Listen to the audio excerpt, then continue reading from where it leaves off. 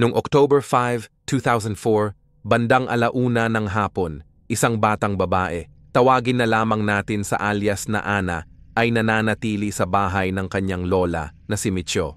Lumiban siya sa klase sa araw na iyon dahil masama ang kanyang pakiramdam at minabuting magpahinga sa tahanan ng kanyang lola. Bandang 3:00 ng hapon, dumating ang kanyang kapatid na si Satomi Kitaguchi. Nakita ni Ana ang kanyang ate na dumiretso sa kusina bago tumungo sa sarili nitong silid na nasa isang hiwalay na estrukturang katabi ng bahay ng kanilang lola.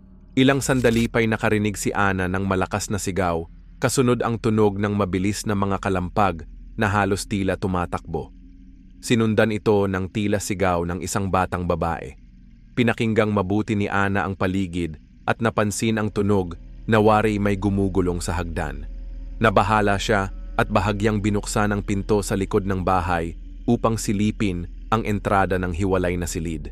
Sa kanyang paglingon, mas lumakas ang mga sigaw mula sa loob ng nasabing estruktura. Agad niyang tinawag ang kanyang lola at sabay silang nagtungo upang alamin ang pinagmumulan ng nakakabahalang ingay. Mabilis na nagtungo sina Ana at ang kanyang lola sa kalapit bahagi ng kanilang tahanan at binuksan ang pintuan ng silid ni Satomi. Ngunit ang bumungad sa kanila ay isang eksenang hindi kailanman dapat masaksihan ng sinuman sa loob ng sariling tahanan. Nakahandusay si Satomi sa sahig, nakapalibot sa kanya ang umaagos na dugo.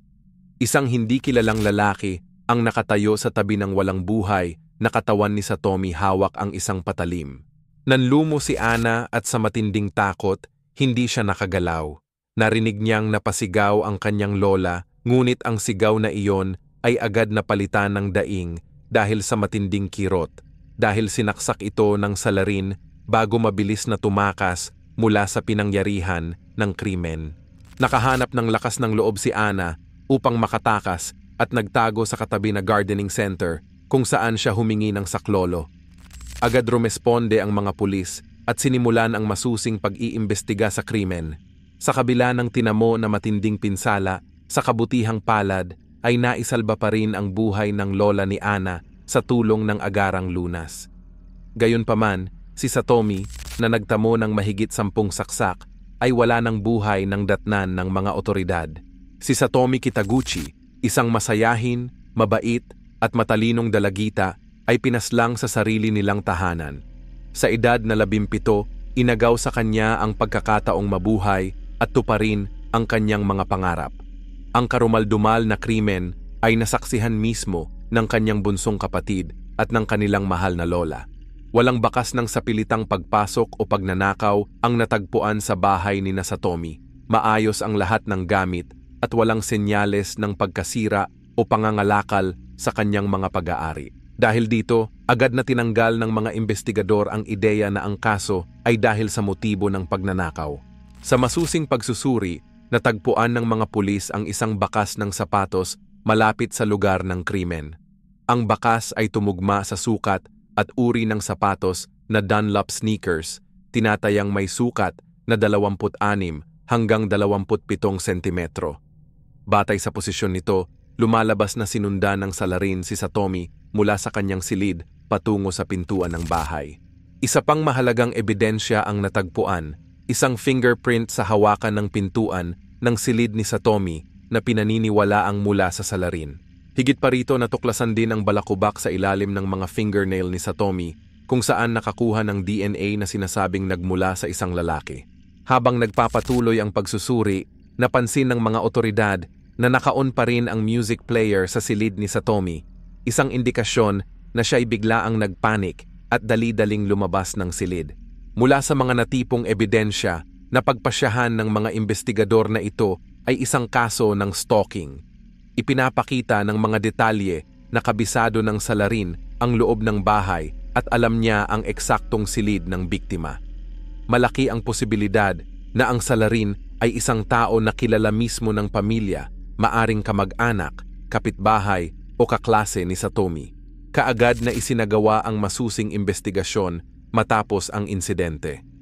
Bawat sulok ng bahay ay maingat na sinuri at lahat ng kapitbahay, maging ang mga dumadaan sa lugar noong araw ng krimen, ay tinanong kung may napansin silang kahina-hinalang individual. Naglagay pa ng roadblock upang makakalap ng mas maraming impormasyon, isang hakbang na bihirang isinasagawa sa Japan. Sa kabila ng masigasig na operasyon, walang bagong detalye ang lumitaw. Isa sa mga dahilan ay ang petsa ng insidente, isang karaniwang araw ng trabaho at klase, kung kailan abala ang karamihan at kakaunti ang mga saksi. Isinailalim sa medical treatment ang lola at ang nakababatang kapatid ni Satomi, hindi lamang para sa kanilang natamo ng mga sugat, kundi lalo na sa matinding emosyonal na trauma. Sa kasamaang palad, ang lola ay nakaranas ng dissociative amnesia dulot ng matinding shock na naging hadlang sa kanyang pagbabalik-tanaw sa mga nangyari. Ayon sa paglalarawan ni Ana, ang salarin ay isang binatang nasa edad 20, tinatayang 165 sentimetro ang taas, may matipuno na pangangatawan. Maikli ang kanyang buhok na tila kulay kayumangging tinina, medyo bilugan ang mukha, singkit ang mga mata at may mga tagyawat sa mukha. Sa unang tingin, tila magiging madali ang pagtunton sa salarin. May malinaw na description, may na-recover na DNA at may fingerprint. Ngunit sa kasamaang palad, wala ni isang tugma ang lumabas sa database ng mga pulis. Noong 2004, hindi pa ganap na kumpleto ang mga record ng DNA at fingerprint sa buong Japan, isang hadlang na naging dahilan upang huminto ang kaso. Sa kabila ng matinding dalamhati, hindi kailanman nawalan ng pag-asa ang pamilya sa paghahanap ng hustisya. Buong tapang nilang isinulong ang investigasyon, nagpagawa sila ng libo-libong flyers na may sketch ng salarin at impormasyon tungkol sa insidente. Ipinamahagi ito sa mga lansangan at paboritong lugar ni Satomi, katuwang ang kanyang mga kaibigan. Umabot sa mahigit 400 ang natanggap na tawag ng pulisya mula sa mga tao na may kaalaman sa buhay ni Satomi, ngunit wala ni isa sa mga ito ang nagbigay ng makabuluhang lead. Pagsapit ng November 4, 2004, isang buwan matapos ang krimen, patuloy pa rin ang investigasyon. Mahigit 110 katao na ang naisailalim sa investigasyon at 312 ulat na ang natanggap kaugnay ng sketch ng salarin. Sa kabila ng lahat ng pagsisikap, nanatiling mailap ang hustisya. Si Satomi Kitaguchi, 17 years old nang mangyari ang insidente, ay isang mabait, matalino at magandang dalagita mula Hatsuki, Hiroshima. Bilang panganay sa pamilya, siya ay labis na minahal at pinangarap ng kanyang mga magulang. Kilalang mapagmahal sa kanyang pamilya at ang tanging hangad ay ang kanilang kaligayahan.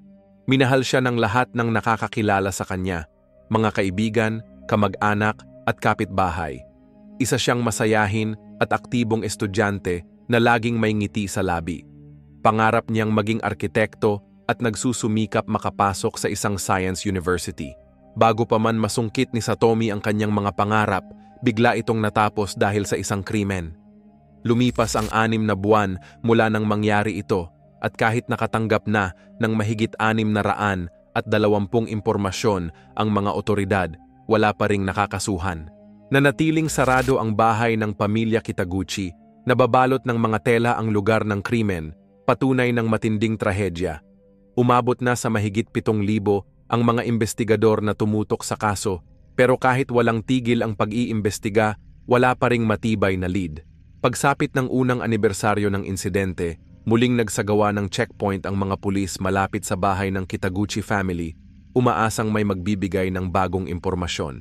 Noong March 1, 2006, sa araw ng graduation ng kanyang batch, pinarangalan si Satomi ng diploma ng kanyang paaralan kahit wala na siya. Sa pamamagitan ng open letter na isinulat ng kanyang ama sa blog, ibinahagi niya ang sakit, alaala, at ang patuloy nilang paghahangad ng hustisya. 2 taon matapos ang krimen, nag-imbita ang isang Japanese TV show ng 2 FBI agents upang tumulong sa kaso.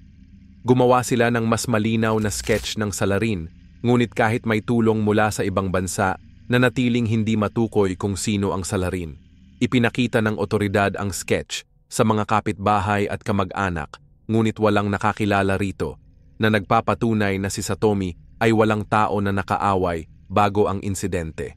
Noong March 2008, halos 4 na taon mula sa pagpaslang kay Satomi, mas pinalawak pa ng mga pulis ang pagkalat ng larawan ng suspect. Nag-alok din ang pamilya Kitaguchi ng 3 milyong yen na pabuya para sa impormasyon. Ginawa na ang lahat, pero wala pa ring nangyari. Para bang naglaho ang salarin na parang bula. Dahil dito, tinawag itong Unsolved Case of Hiroshima at naging usap-usapan sa media at TV shows. Marami ang nagpakita ng interes at gumawa ng sariling investigasyon. Pero makalipas ang 14 na taon, noong April 13, 2018, bigla itong muling nabuksan, hindi dahil sa bagong ebidensya, kundi dahil sa isang insidente na walang kaugnayan sa kaso ni Satomi. Isang tawag ang natanggap ng himpilan ng pulis sa Ube, Yamaguchi, tungkol sa pananakit ng isang lalaki sa kanyang katrabaho.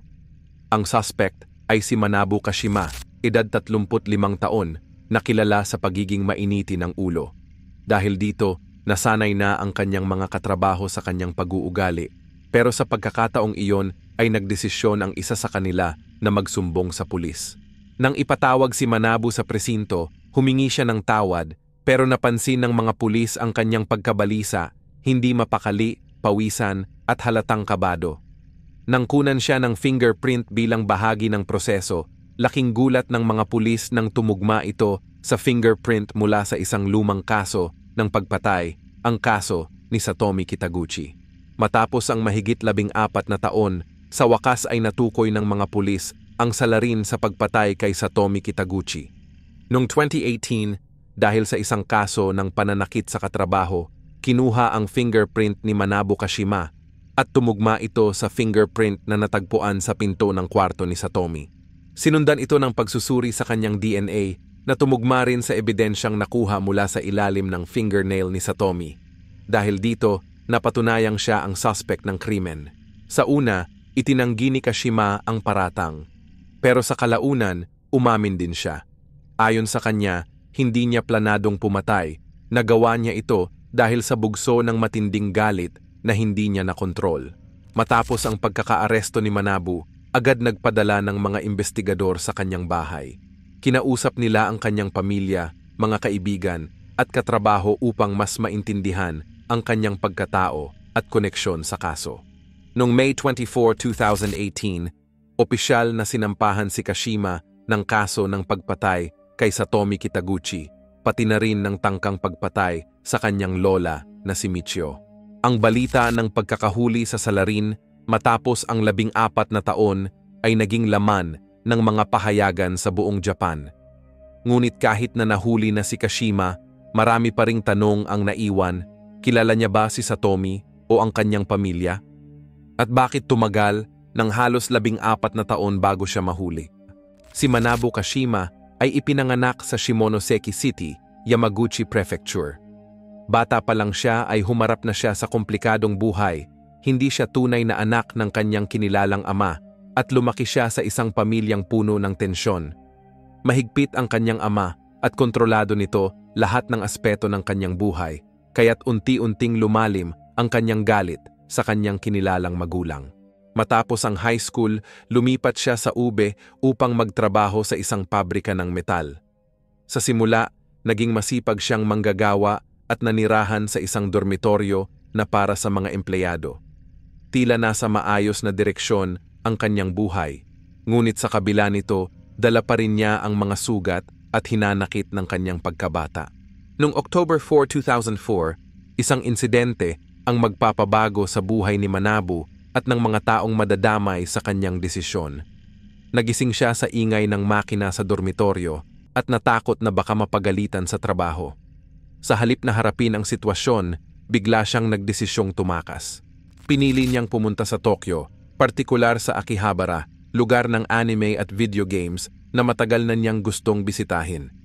Ang plano niyang ito ay hindi lamang simpleng paglalayas, kundi tila isang pagsubok na kalimutan ang kanyang mabigat na nakaraan. Pero sa halip na magsimula ng bagong buhay, ito ang naging daan sa isa sa pinakamasalimuot na bahagi ng kanyang kwento. Tumakas si Manabu Kashima mula sa Ube sa kabila ng pakiusap ng kanyang mga magulang. Nagdala siya ng mga gamit at proteksyon at tuluyang iniwan ang kanyang buhay doon. Bilang hudyat ng pagputol sa nakaraan, itinapon niya ang kanyang cellphone at nangakong hindi na muling babalik pa sa ube. Noong October 5, 2004, dumating si Manabu Kashima sa Hiroshima at habang naglalakad, napansin niya ang ilang mga batang babae na nakasuot ng unipormeng pang high school. Dahil sa kanyang adiksyon sa porn at kakulangan sa karanasan sa sex, nagkaroon siya ng hindi makatarungang mga pagnanasa. Inamin niya sa paglilitis na ang mga saloobin ng pang-aabuso ay biglang pumasok sa kanyang isipan at ito ang nag-udyok sa kanya na gumawa ng masama. Habang naglalakad si Manabu sa kalsada, iniisip niyang maghanap ng isang babaeng estudyante na maaari niyang maging biktima. Nang makarating siya sa isang kanto, nakita niya si Satomi Kitaguchi na nag-aabang sa traffic light, nakasuot ng unipormeng pang high school. Ang aura ni Satomi ay nagbigay daan sa masamang pagnanasa sa isipan ni Manabu. Inamin ni Manabu sa paglilitis na naisip niyang abusuhin ang biktima at wala siyang pakialam kung mahuli siya ng mga pulis. Agad niyang sinundan si Satomi na iniisip niyang pauwi sa bahay nito.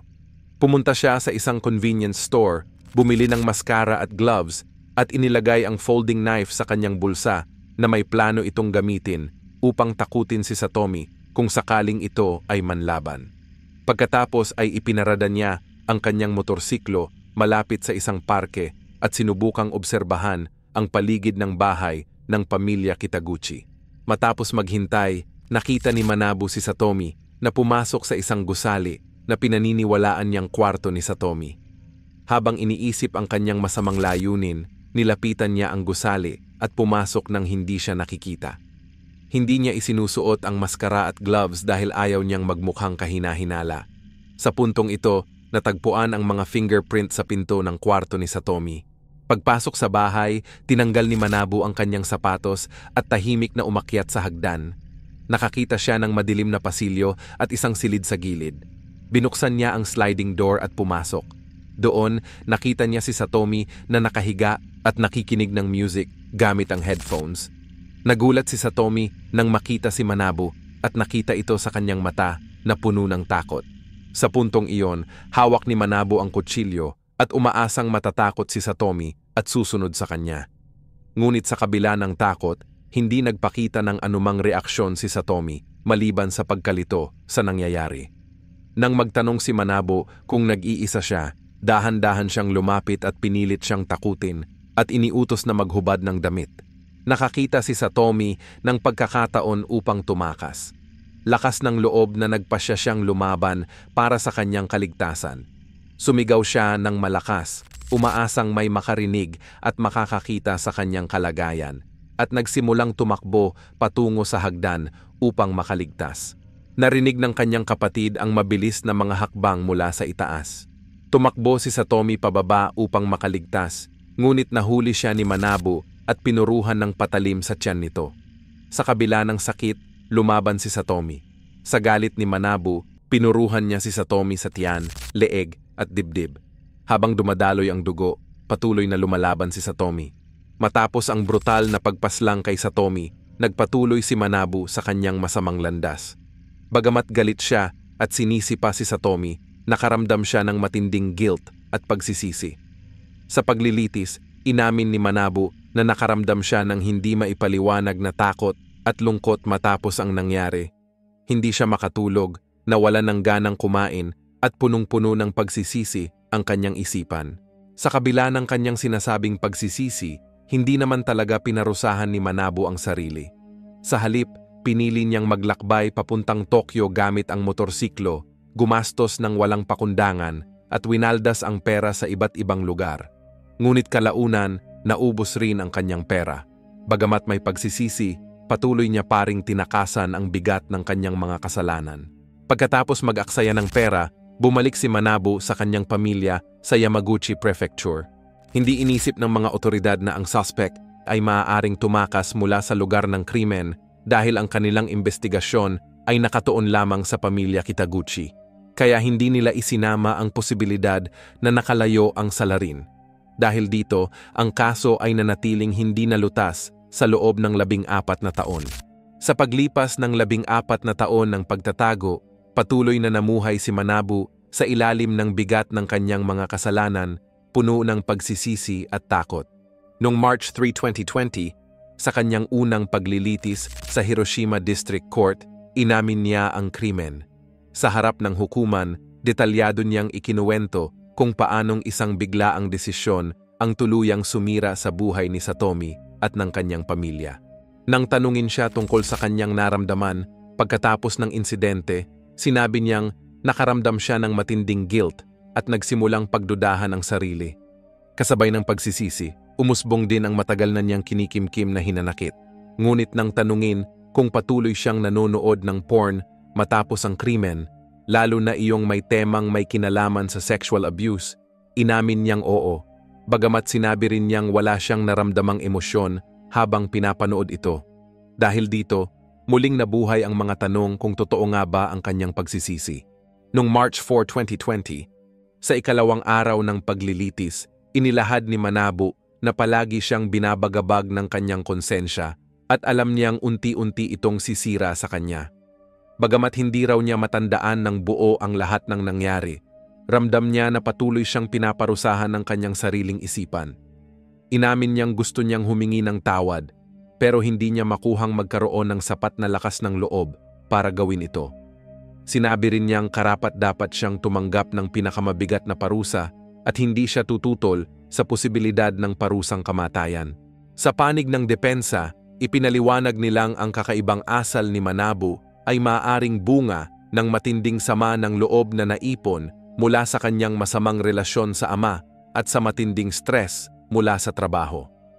Ayon sa kanila, ang mga aspetong ito ay nakaapekto sa kanyang mental health. Ang mga naging pahayag ni Manabu sa paglilitis ay nagdulot ng pagdududa sa katapatan ng kanyang pagsisisi. Marami ang nagtatanong kung ito ba'y taos-puso o isa lamang pagtatangka upang maiwasan ang mabigat na parusa. Kahit ipinakita niya ang malalim na emosyon, hindi ito naging sapat upang mapagaan ang kanyang sentensya. Sinampahan si Manabu ng kasong murder, fatal sexual assault, at attempted murder. Bagamat walang napatunayang aktwal na sexual na pang-aabuso, lumabas sa paglilitis na may matindi at marahas na motibo sa likod ng pagpaslang kay Satomi. Pagkatapos ng ika-4 na paglilitis, matapos timbangin ang lahat ng ebidensya at testimonya, iginiit ng prosekusyon ang parusang habang buhay na pagkakakulong. Dahil hindi rin humingi ng mas magaang parusa ang depensa, si Manabu ay tuluyang hinatulan ng life imprisonment noong March 2018. Gayunpaman, kahit lumipas na ang 14 na taon at may desisyon na sa korte, hindi pa rin tuluyang natapos ang kaso para sa marami. Nahirapan ang mga otoridad na hanapin si Manabu dahil sa kakulangan sa makabagong teknolohiya at mahina ang koordinasyon sa komunidad. Sa social media, maraming tao ang nagtanong, paano kung naging mas maagap ang mga otoridad? Maaaring naiwasan sana ang matinding trauma sa pamilya Kitaguchi. Ang kwento ni Satomi at ng kanyang pamilya ay nagsilbing paalala ng kahinaan ng justice system at ng patuloy na pagdudusa ng mga biktima ng pang-aabuso. Kung sana ay mas pinalawak ang paghahanap at mas maraming kagawaran ang nakatulong, baka nahuli si Manabu ng mas maaga. Sa huli, nananatili ang mga tanong, bakit inabot ng 14 na taon bago nahuli ang salarin? Tapat ba si Manabu sa kanyang pagsisisi? At higit sa lahat, nakamit na ba ng pamilya Kitaguchi ang tunay na hustisya?